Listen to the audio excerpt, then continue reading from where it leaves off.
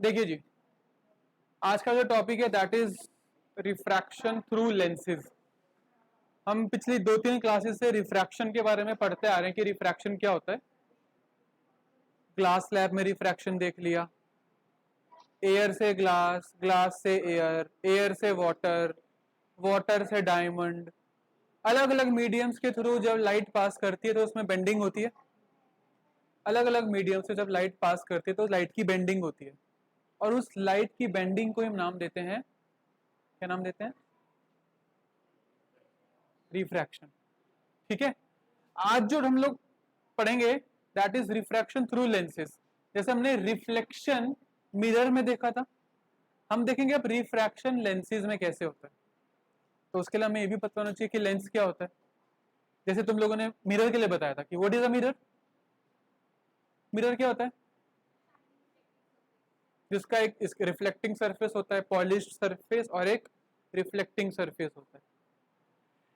Lens के case में कुछ भी पेंटेड नहीं होता है, दोनों तरफ ग्लास होता है, और दोनों तरफ ग्लास होने की वजह से लाइट एक तरफ से जाती है और दूसरी तरफ से बाहर निकलती है।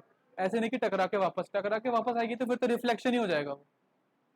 अब हम लोगों को रिफ्रैक्शन पढ़ना है, तो रिफ्रैक्शन में हम लोग बेंडिंग ऑफ लाइट देखेंगे। तो लेंसेज के प्रकार की बात कर लेते हैं। तो कितने प्रकार के लेंस हमारे पास? मिरर 2 प्रकार के थे, कनकेव और कन्वेक्स।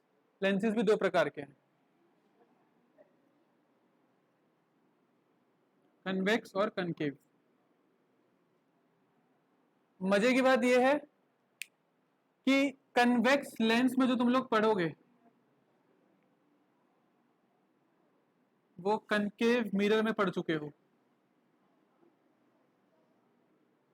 कनकेव लेंस में जो पढ़ोगे वो कन्वेक्स मिरर में पढ़ चुके हो। ठीक है। मैंने ब्रैकेट के नीचे लिख तो दिया है, पर मान मत लेना कि कन्वेक्स लेंस कनकेव मिरर होता है।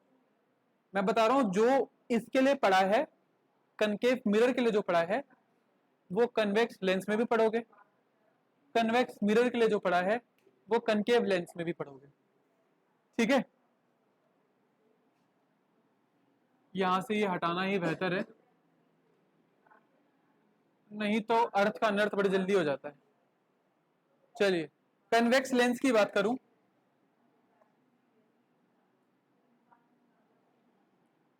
इस प्रकार का होता है कन्वेक्स लेंस। साइड से पॉइंटेड होता है और बीच में से थिक होता है। साइड से पॉइंटेड होता है और बीच में से थिक होता है। On the other hand, concave lens की बात करूं,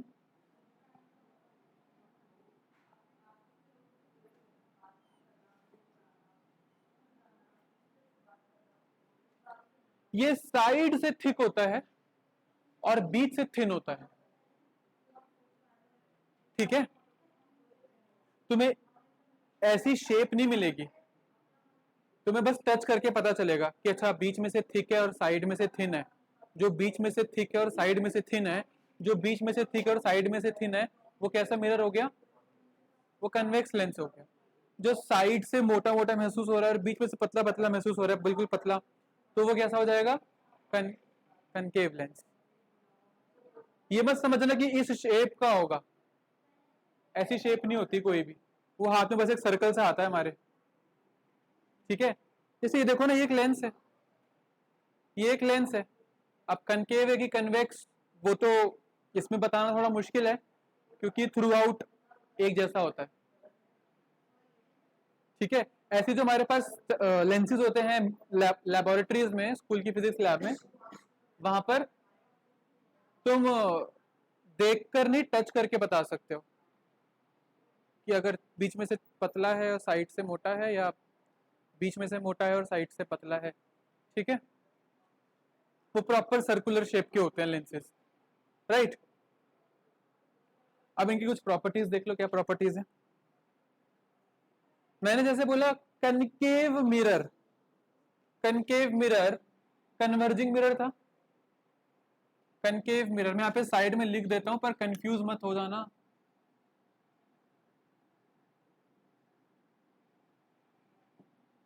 कुछ ऐसा था ना कनकेव मिरर, और कनकेव लेंस के लिए हम लोग बात करेंगे कन्वेक्स मिरर की, मतलब उसको ध्यान में रखते हुए। वो कुछ इस प्रकार था। तो कनकेव मिरर एक कन्वर्जिंग मिरर था, कन्वेक्स लेंस एक कन्वर्जिंग लेंस है। अब कन्वर्जिंग का मतलब क्या होता है कि जो भी लाइट इससे पास करती है उसको ये एक जगह आकर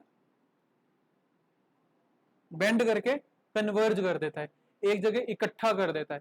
तो कन्वेक्स लेंस कैसा लेंस हो गया?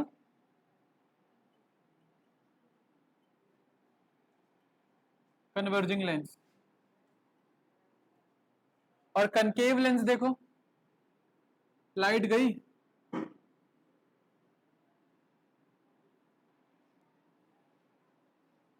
क्या हो रहा है? फैल गई ना लाइट, रिफ्रैक्ट होने के बाद लाइट फैल गई। तो कैसा मिरर, कैसा लेंस हो गया ये?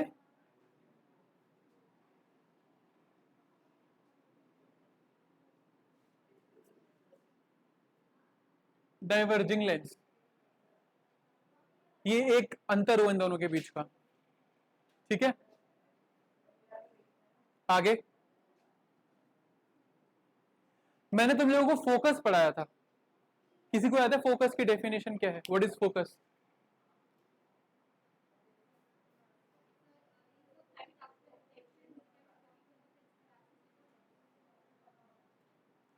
कि फोकस एक ऐसा पॉइंट होता है प्रिंसिपल एक्सिस पे,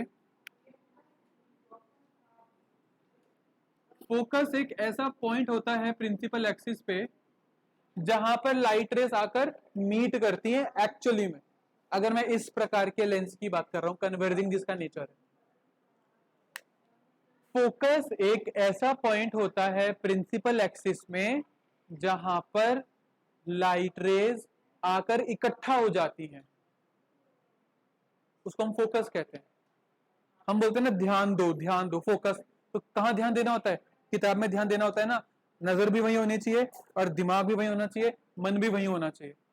तो तीनों चीजें, तन मन, तन मन और किस, तीन नहीं, दो चीजें, तन और मन से बिल्कुल किताबों में घुस जाना होता है ना, जैसे कि फोकस करना होता है अपने आप को।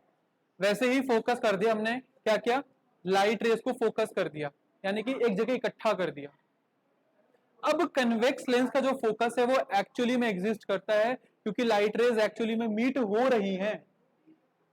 यहां तो मीट नहीं हो रही, यहां तो फैल गई जाके। तो कन्वेक्स लेंस का जो फोकस होता है वो रियल फोकस होता है। रियल फोकस यानी कि इट एग्जिस्ट। और डाइवर्जिंग लेंस की बात करूं तो हम क्या एज्यूम करके चलते? हम डाइवर्जिंग के केस में हमेशा अजम्पशन करते हैं, डाइवर्जिंग के केस में हमेशा अजम्पशन करते हैं कि ये प्रिंसिपल एक्सिस है,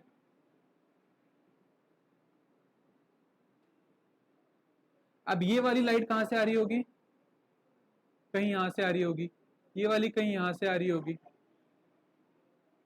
ऐसा हो रहा होगा। लगा दिया हमने अपना अजम्पशन। तो इसका फोकस एक्चुअली में एग्जिस्ट कर रहा है, तो it is a virtual focus.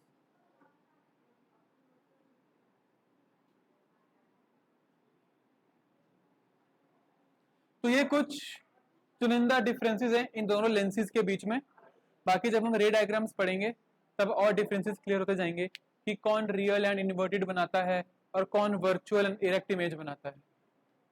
ठीक है, इसे नोट डाउन कर लीजिए सभी बच्चे। तो इससे पहले हम लोग रूल्स फॉर रे डायग्राम्स शुरू करें, इससे पहले हम लोगों को कुछ इंपॉर्टेंट टर्म्स वापस से पता होनी चाहिए। जैसे कि हमने उस समय सेंटर ऑफ कर्वेचर पढ़ा था, फोकल लेंथ पढ़ा था, रेडियस ऑफ कर्वेचर पढ़ा था। वो सारी चीजें एक बार वापस से देख लेते हैं कि यहाँ पर वो चीजें कैसे बदल कर आ रही हैं या फिर उनके नाम कैसे चेंज हो गए हैं। एग्जाम्पल के तौर पर लें तो ये हमारा एक मिरर है। कौन सा मिरर है? कनकेव मिरर है। ये जो लाइन मिरर के बीच में से जा रही है, इस लाइन को क्या बोलते थे हम? प्रिंसिपल एक्सिस बोलते थे। ठीक है, और ये जो मिडल पॉइंट है इसे क्या बोलते हैं? पोल। प्रिंसिपल एक्सिस ये किसी सर्कल का पार्ट है जिसका कुछ ना कुछ सेंटर रहा होगा, तो सेंटर ऑफ कर्वेचर। सेंटर और पी के बीच में, सेंटर और पी के बीच का जो डिस्टेंस है उसे क्या बोलते हैं हम? Radius of curvature. ठीक है, सेंटर और पी के बीच का डिस्टेंस रेडियस ऑफ कर्वेचर कहलाता था। और यहां इसके बीच में आता था फोकस। फोकस और पोल के बीच का डिस्टेंस क्या कहलाता था? Focal length. फोकस और पोल के बीच का डिस्टेंस फोकल लेंथ। सी और पी के बीच का डिस्टेंस रेडियस ऑफ कर्वेचर। अब जरा एक बार लेंस को देख लें। लेंस के बीच का जो पार्ट होता है that is called optical centre. यहां पर जो पोल कहलाया जा रहा है उसे हम नाम देते हैं ऑप्टिकल सेंटर।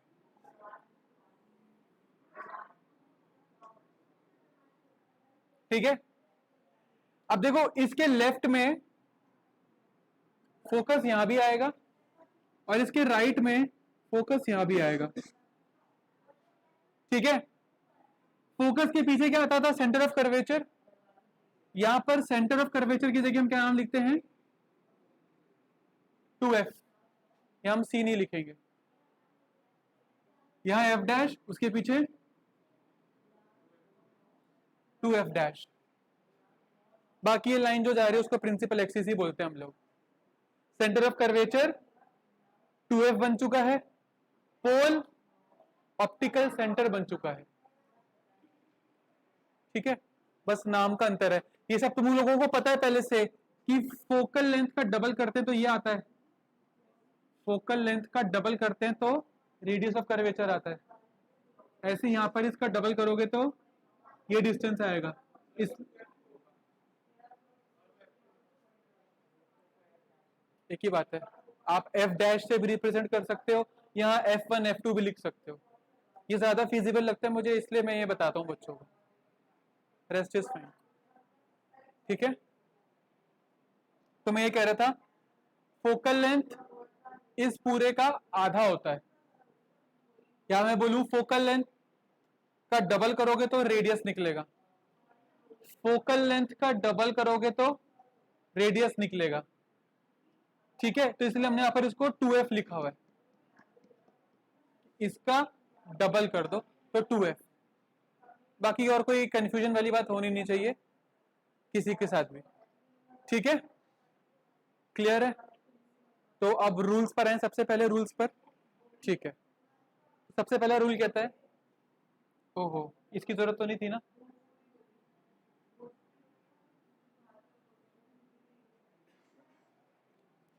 देखिए, सबसे पहला रूल कहता है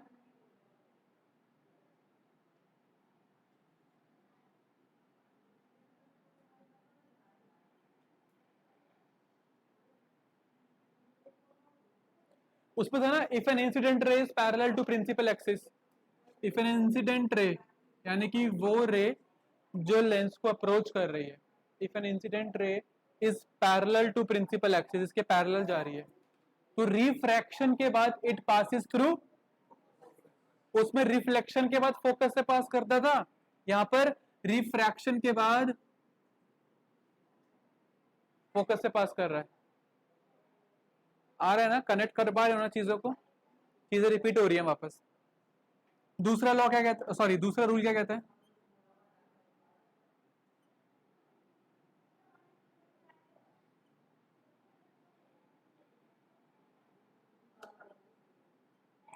दूसरा रूल कहता है कि अगर इंसिडेंट रे फोकस से पास कर रही है तो रिफ्रैक्शन के बाद it becomes parallel to principal axis.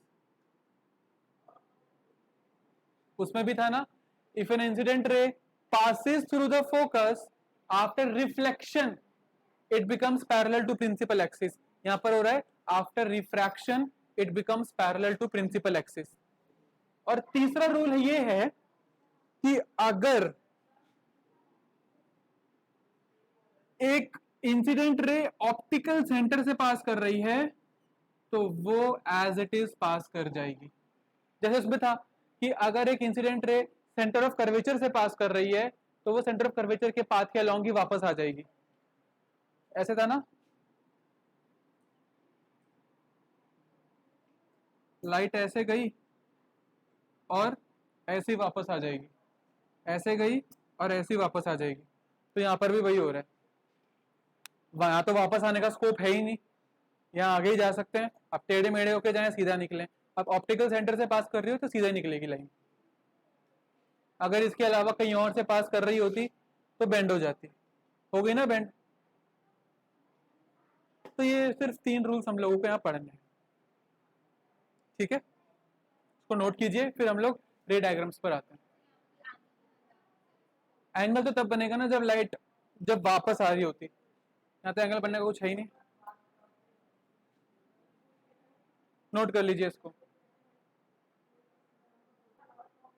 अभी जो हमने रूल्स देखे हैं वो रूल्स एप्लीकेबल है सिर्फ कन्वेक्स लेंस के लिए। कनकेव लेंस के लिए भी 3 रूल्स ही हैं, वो भी देख लेते हैं, ठीक है।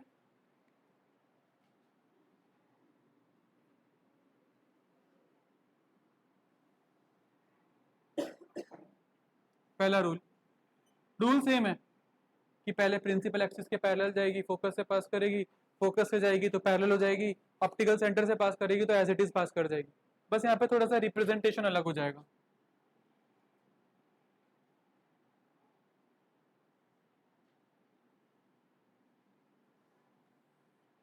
ये प्रिंसिपल एक्सिस, ये optical centre, focus 2f, f dash 2f dash. अब क्या होगा, if an incident ray is parallel to principal axis, after refraction it becomes parallel, after refraction it passes through focus, ये था, पर ये तो डाइवर्ज हो जाती है, तो ये फोकस से कहाँ पास कर रही है, पीछे लाना पड़ेगा इसको थोड़ा।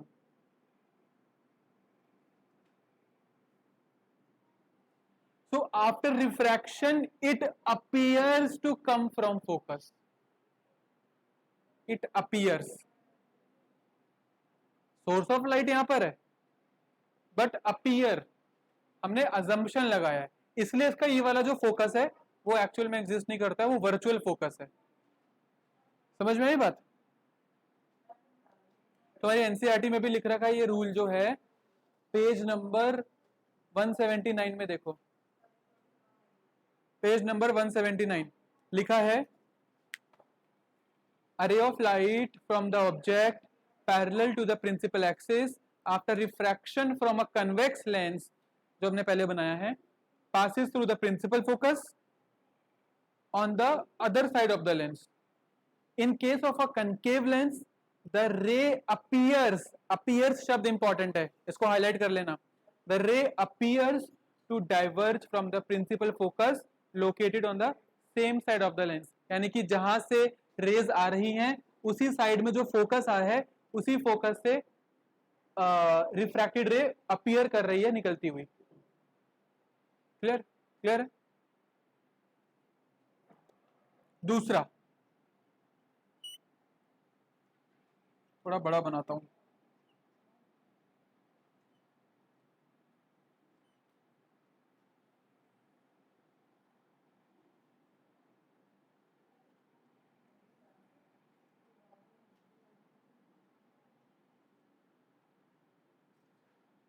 दूसरा क्या था कि अगर फोकस से लाइट पास कर रही है, अगर लाइट फोकस से पास कर रही है पहले तो प्रिंसिपल एक्सिस के क्या हो जाएगी, फिर वो बाद में पैरेलल हो जाएगी।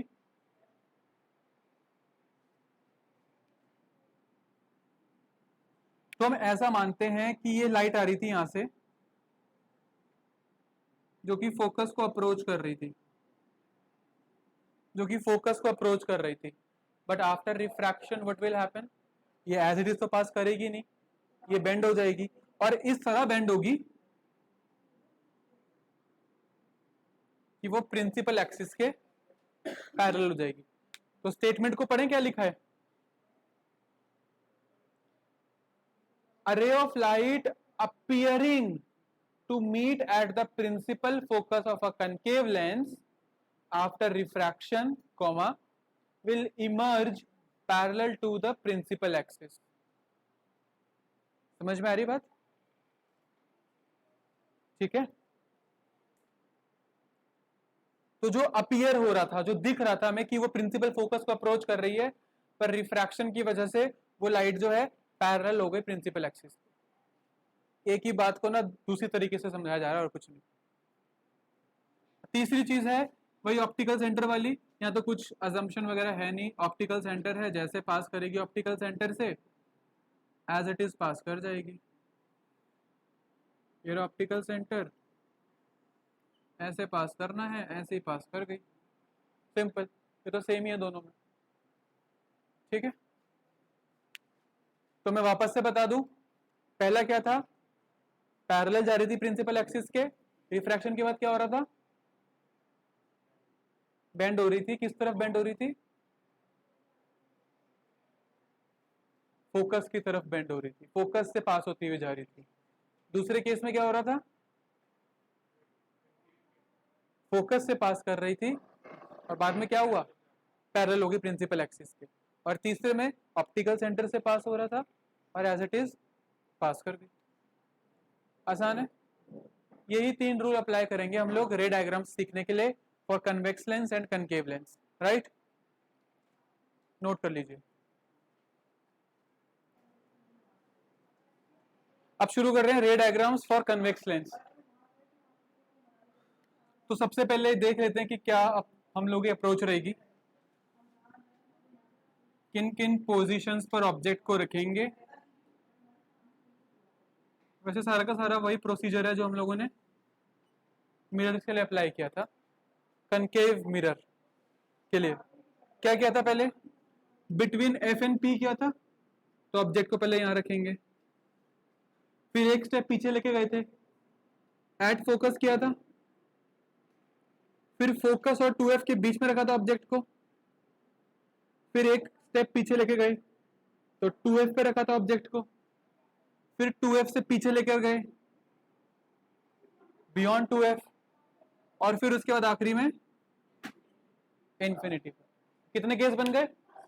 1 2 3 4 5 6, 6 केसेस हो गए हम लोगों के। अब ये 6 केसेस हम लोग जानेंगे कि कैसे कैसे बनते हैं, ठीक है। तो पहला केस है जब ऑब्जेक्ट को फोकस और ऑप्टिकल सेंटर के बीच में रखा जा रहा है।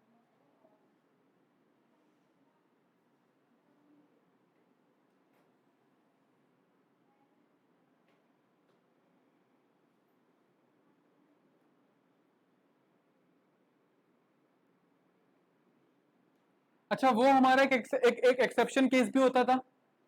क्यों होता था वो एक एक्सेप्शन केस हम लोगों का? वर्चुअल एंड इरेक्ट इमेज बनती थी उसमें वर्चुअल एंड इरेक्ट इमेज बनती थी, इकलौता ऐसा केस था वो, है ना। चलो यहां पर भी कुछ ऐसा ही होना है। ये रखा हमने object parallel to principal axis, focus से पास करेगा, पहली रे ऐसी जारी होगी इसकी, और दूसरी रे मान लेते कुछ ऐसे जारी होगी ऑप्टिकल सेंटर से होते हुए। अब मैंने क्या कहा था कि इमेज बनाने के लिए रेज का मीट होना जरूरी है। यहां देख के तो लग नहीं रहा कि कभी मीट होंगी है, तो क्या करना पड़ेगा, इसको अज्यूम करना पड़ेगा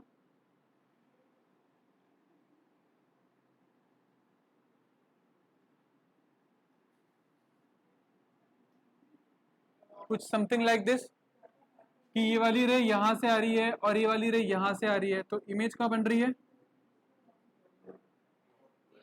बियॉन्ड 2F भी कह सकते हो, इन फ्रंट ऑफ द मिरर भी कह सकते हो। कैसी इमेज बन रही है ये? वर्चुअल एंड डायरेक्ट बन रही है, यहां पर भी हाईली मैग्नीफाइड इमेज बन रही है। समझ में आई बात? तो सबसे पहले position of object, position of object है एफ और ओ के बीच में।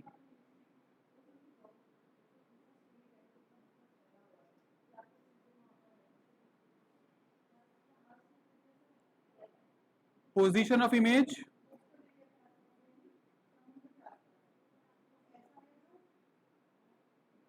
in front of the mirror.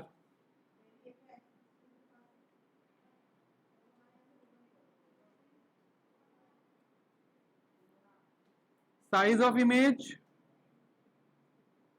Highly magnified image बन रही है।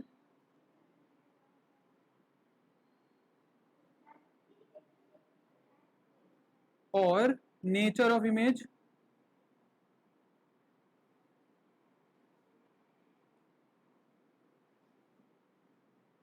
वर्चुअल है। वर्चुअल यानी कि स्क्रीन पर नहीं ला सकते इसको। एंड इरेक्ट है, सीधी इमेज। ठीक है, नोट कीजिए।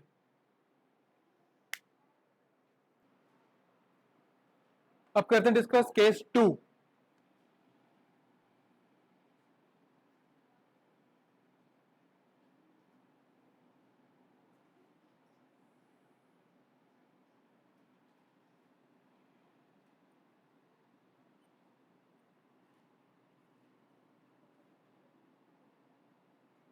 केस 2 में एक स्टेप पीछे आ जाएंगे, फोकस पे रखेंगे ऑब्जेक्ट को।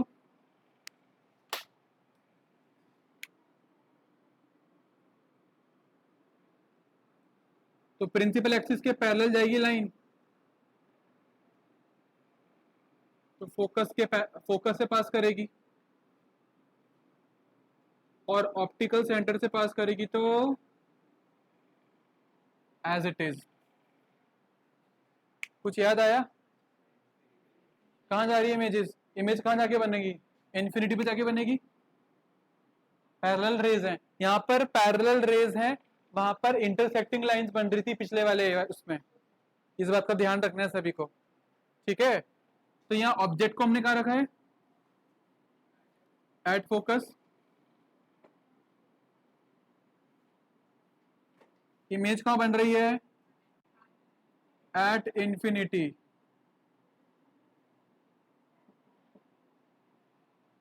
अब इंफिनिटी पे बन रही है तो फिर तो बहुत बड़ी इमेज बन रही होगी, वो बहुत दूर जाके बन रही तो बहुत विशाल इमेज बन रही होगी। तो हो गया ये हाईली मैग्नीफाइड इमेज, साइज उसका हाईली मैग्नीफाइड हो गया। और नेचर क्या हो गया? इमेज तो बनेगी, चाहे बहुत दूर जाके बने पर बनेगी इमेज। तो ये हो गई, हाँ जी, real and inverted. Real image कौन सी इमेज होती है?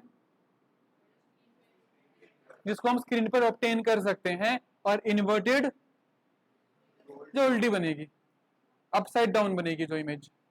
ठीक है, चलिए इसको भी नोट कर लीजिए, फिर बाकी हम लोग पढ़ेंगे नेक्स्ट क्लास में बाकी के केसेस।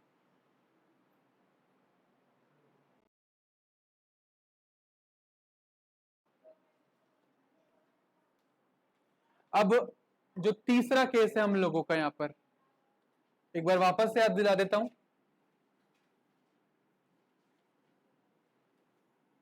हम लोग कन्वेक्स लेंस के रे डायग्राम्स पढ़ रहे थे। ये ऑप्टिकल सेंटर है, ये फोकस है, ये 2f है। ऑब्जेक्ट को एक बार यहां रख चुके हैं और दूसरी बार यहां रख चुके हैं। अब तीसरा केस जो हम लोग पढ़ेंगे that will be between f and 2f। जैसे बिटवीन f एंड c किया करते थे हम लोग। बिटवीन f एंड c में इमेज क्या बनती थी? अभी अभी बताया था तुम लोगों ने, बियॉन्ड c बनती थी। कैसी इमेज बनती थी? उल्टी इमेज बनती थी और हाईली एनलार्ज बनती थी, है ना, ऐसे। चलिए देखते हैं कैसे होगा यहाँ पर। वो जो 3 रूल्स हम लोगों ने पढ़े हैं उन 3 रूल्स के अकॉर्डिंग ही चलेंगे।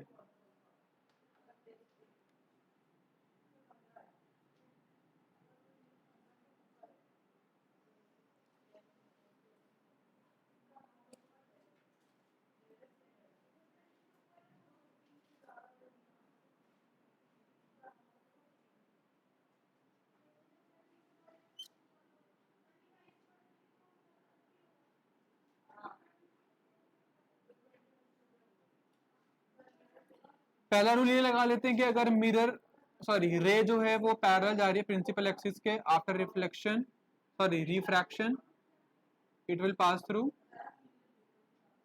फोकस।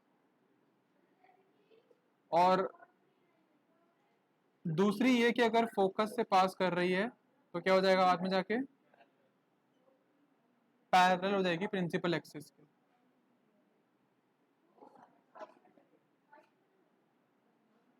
तो इमेज जो हमारी बन रही है, कैसी इमेज बन रही है? उल्टी इमेज बन रही है, रियल एंड इन्वर्टेड बन रही है, मैग्नीफाइड बन रही है इसके मुकाबले बड़ी इमेज बनी है।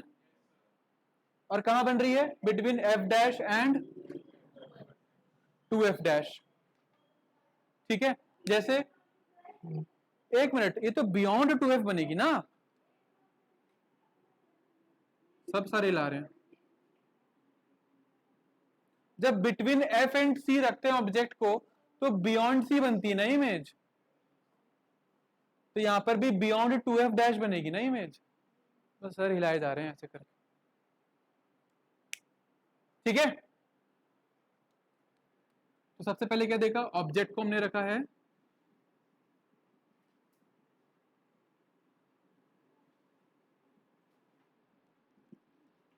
Between f and 2f।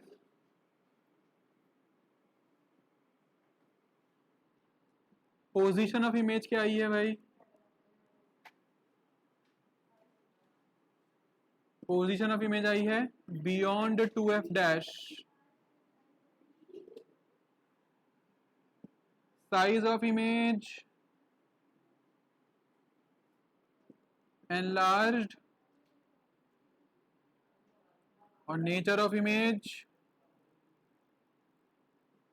बोलो।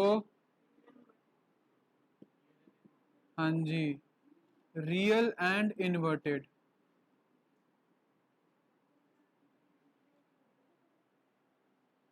लविशा, रियल इमेज कौन सी इमेज होती है?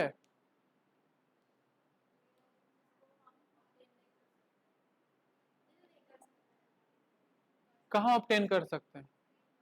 स्क्रीन पर ला सकते हैं, ऐसी इमेज को हम रियल इमेज बोलते हैं। ठीक है, नोट कीजिए इसको। और एरोज बनाना मत भूलिए। दो चीजें जो बच्चे भूलते हैं, पहली बात, कौन सी रे कैसे जा रही है उसको एरो से डिस्क्राइब करना जरूरी है। दूसरी बात, रेज जहां मीट करेंगी वहीं पर इमेज बनेगी। ठीक है, तो रेज को मीट तो कराओ पहले। मैंने कुछ कॉपीज चेक करी थी तो मैंने बच्चों की कॉपी देखी तो मुझे ऐसा फीडबैक मिलता है, इस बार नहीं हर बार ही कुछ ना कुछ 2-3 बच्चे ऐसे होते हैं जिनकी रेस कहीं और मीट कर रही होती हैं, इमेज कहीं और बन रही होती है। रेस का मीट होना जरूरी है। ठीक है, नोट कीजिए। फिर ये था हम लोगों का केस 3। अभी 3 केस और हैं। अभी 2f पे जाएंगे, 2f के पीछे जाएंगे और फिर इंफिनिटी पे जाएंगे।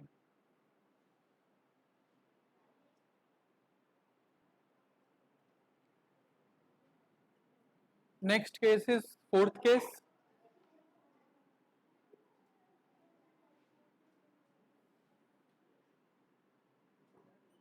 f 2f। अब अभी हमने f और 2f के बीच में ऑब्जेक्ट को रखा था, अब ऑब्जेक्ट कहां जाएगा? Eight 2f। ये वैसा ही केस है जैसे एट c था। तो एट c जब ऑब्जेक्ट रखते थे इमेज का बनती थी, एट c बनती थी। ठीक है,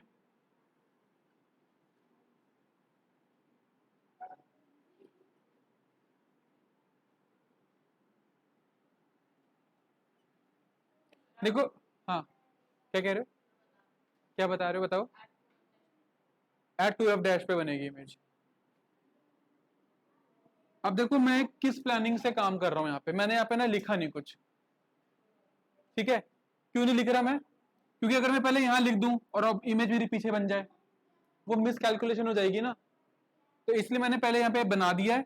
ये बना दो, अब इसको लिख दो, इसको एफ डैश, और यहाँ इसको कहीं लिख दो, यहाँ लिख दो इसको 2f डैश, क्योंकि 2f डैश पे इमेज बननी है। तो जितनी ऑब्जेक्ट की हाइट है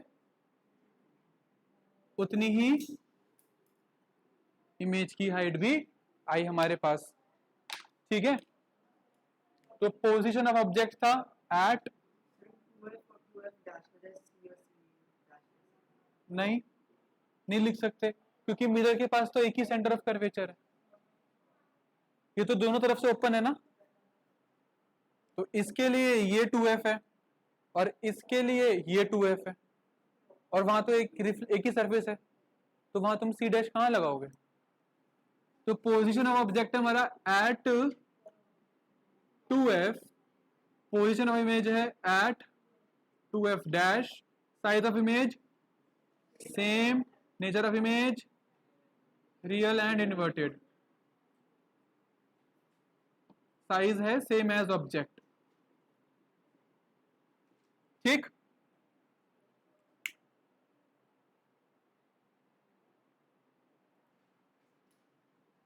अब कौन सा केस है, फिफ्थ। क्या होना चाहिए, बियॉन्ड 2f।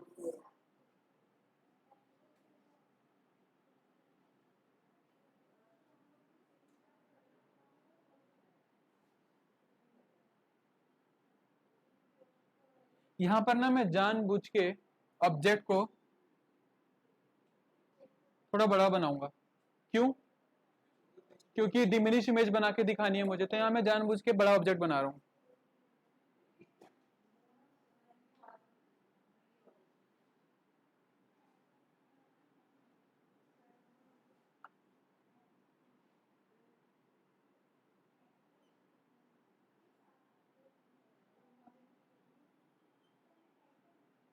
अरे ये तो बड़ी बन रही है, ये तो प्रॉब्लम होती है इसमें। क्या चीज, तो फोकस से तो पास करेगी, हाँ फिर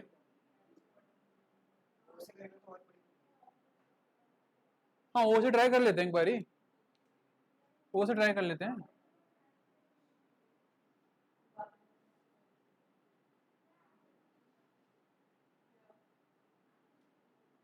वापस ही बना देता हूँ।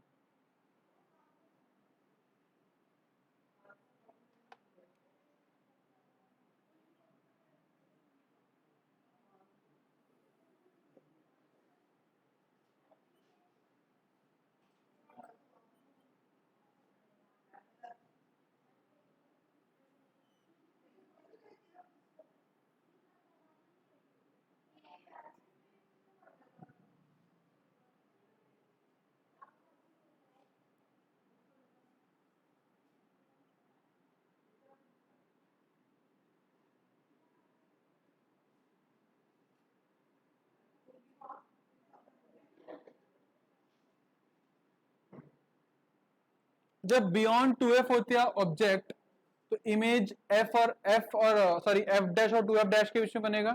जैसे मिरर में देखा था, जब बियॉन्ड सी जा रहा था ऑब्जेक्ट, तो इमेज बन रहा था बिटवीन एफ एंड सी, ठीक है। नोटिसेबल डिफरेंस तो है हाइट में, ये बड़ा दिख रहा है छोटा दिख रहा है ना, कोई दिक्कत तो नहीं है किसी को, ठीक है। तो ऑब्जेक्ट की पोजीशन हमने क्या रखी है, बियॉन्ड 2f,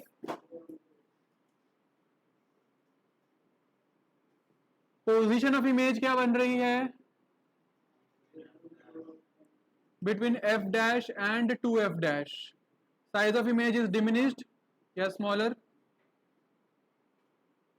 और नेचर रियल एंड इन्वर्टेड।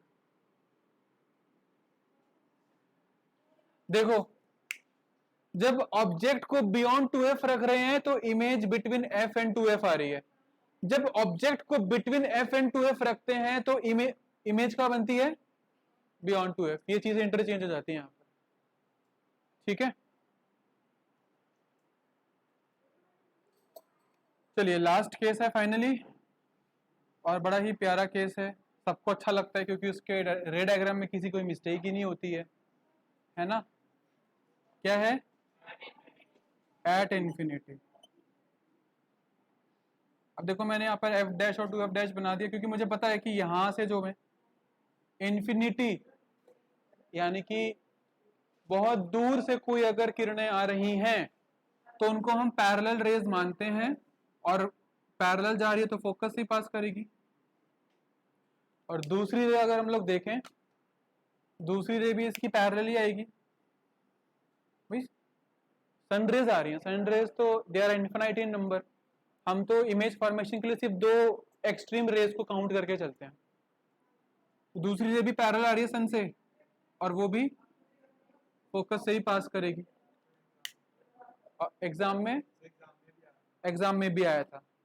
अब मैंने तुम लोगों को एक सिचुएशन बताई थी कि बच्चे क्या करते हैं, स्कूल में ना मैग्नीफाइंग लेंस लेकर आते हैं और पेपर जलाने की कोशिश करते हैं, किया ट्राई है ना, या हाथ पे रखते हैं और बोलते हैं कि चल चेक करते तू कितनी देर तक सरवाइव कर सकता है, फिर हाथ जलने लगता है, करते ना ऐसे।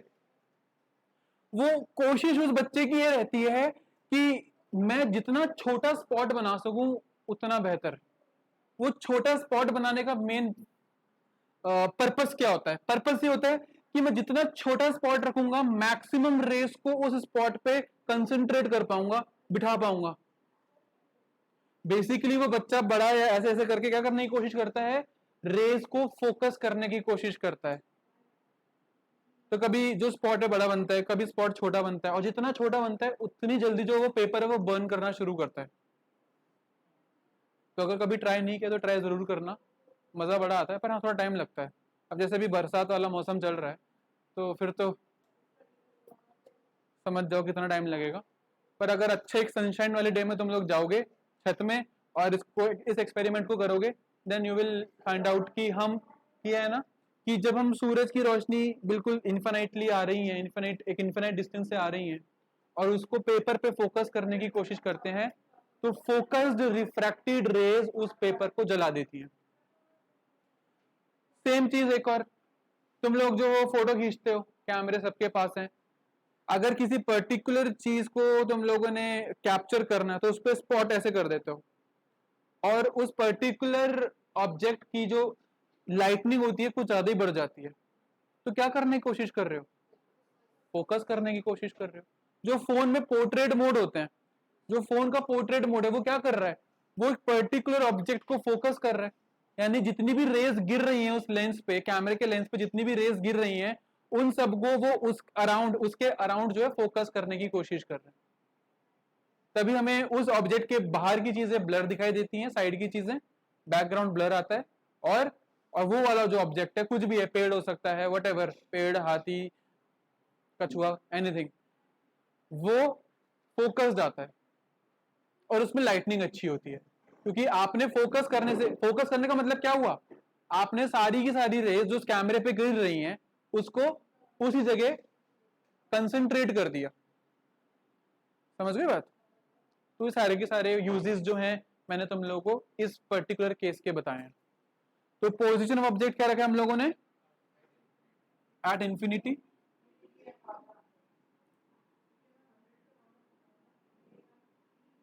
पोजीशन ऑफ इमेज है एट एफ डैश।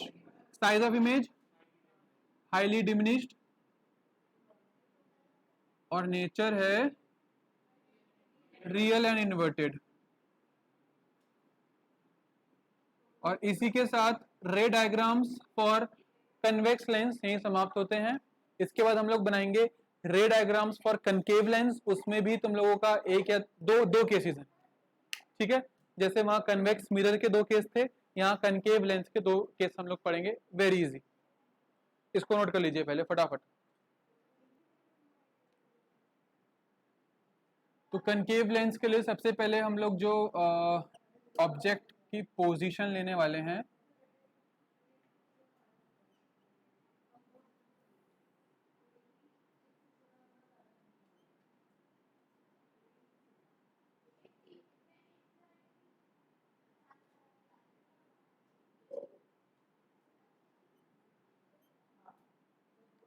ऑब्जेक्ट की पोजीशन होगी एट इंफिनिटी, तो इंफिनिटी से आने वाली रेज हो जाएंगी डाइवर्ज।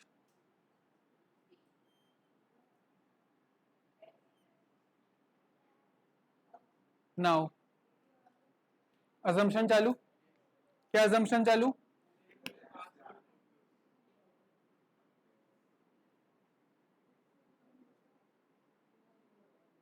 कि ये रेज जो हैं they appears to be coming from focus. तो इसलिए यहां पोजीशन ऑफ ऑब्जेक्ट तो एट इंफिनिटी है ही, इमेज की पोजीशन क्या है, एट एफ। पर इसका जो ये फोकस है ये एक्चुअली में तो नहीं हुआ ना ऐसा, ये तो हमने अजम्पशन किया है। तो इसका कैसा फोकस हो गया, ये वर्चुअल फोकस, रियल फोकस नहीं है, वर्चुअल फोकस है। Size of image highly diminished,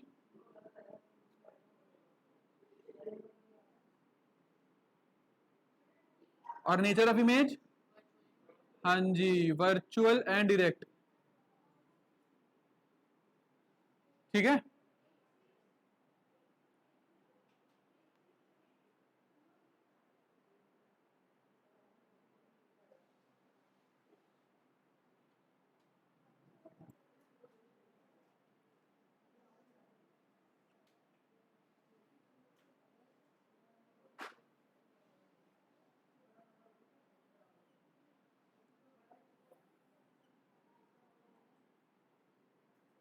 अब हमने ऑब्जेक्ट को कहां रखना है, ऑप्टिकल सेंटर और इंफिनिटी के बीच में कहीं भी रख दो।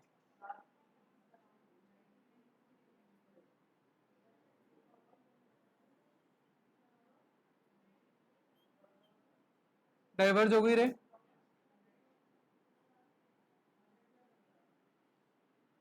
ये वाली एज इट इज पास करेगी। Now what we will assume, ये वाली रे जो है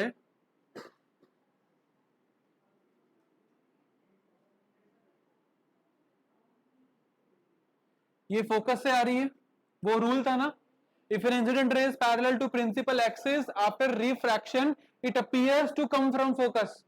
कनकेव लेंस में पढ़ाया था ना मैंने, ये कन्वेक्स लेंस में तो होता है it will pass through focus, यहां पर it will appear to come, it will appear to come from focus.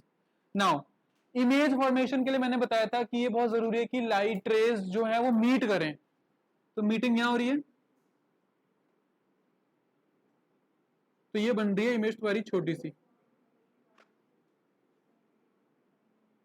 ठीक है,